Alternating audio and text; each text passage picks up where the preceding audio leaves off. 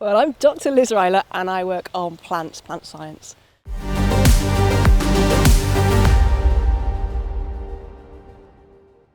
I love to work on using plants, ways that we can use plants to tackle environmental pollution.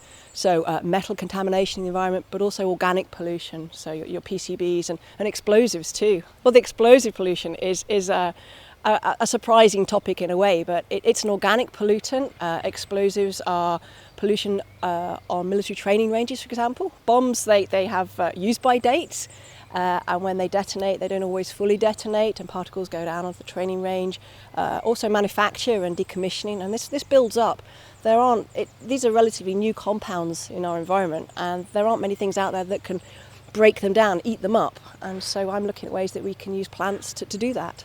So how would a plant get rid of a toxic chemical? Well, if I can use explosives as an example, a lot of the organic pollution that we have in the environment is relatively new. It's only been around for maybe 50, 60 years or so. And plants have quite slow life cycles, but bacteria, they cycle very, very rapidly. And explosives, for example, are full of nitrogen. So there's a big selective pressure on military training ranges for bacteria to evolve the ability to break down these compounds and take the nitrogen out. And that's exactly what's happened. They have evolved the genes to produce this ability. All we've done is we've come in and we've studied these bacteria, we've taken the genes, we've put them into the plants and made plants that can break down explosives. It's just been a phenomenal project, really, really exciting.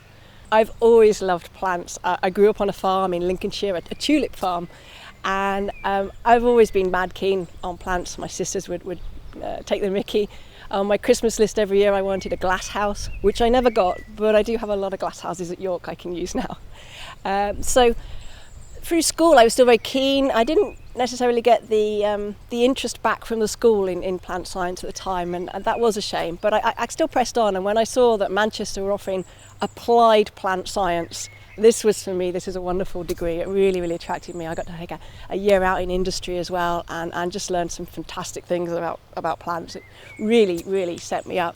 After that, I did a PhD at the John Innes Centre, and I'm a Gatsby alumna.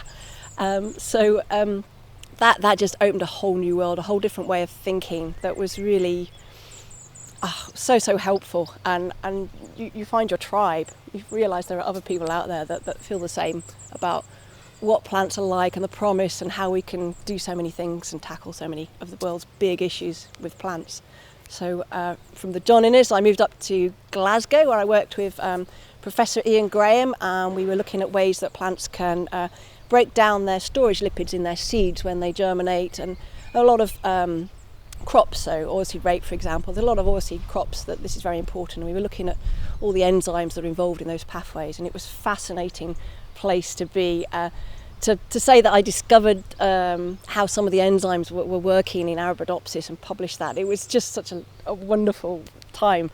I came down to York with Ian Graham at the time, and I've been there ever since. I've worked on the explosive pollution. I also do now a lot of work on metal pollution in the environment as well, which is another big challenge in how we can recycle more valuable metals as well.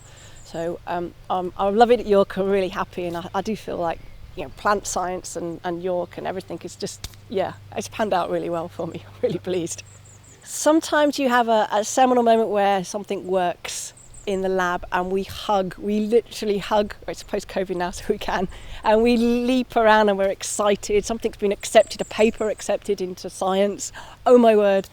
But also a feedback from a student, that's just lovely too. Just a little note saying how much they really enjoyed something that I've been able to teach back to them, as I think that might be the cherry on the cake.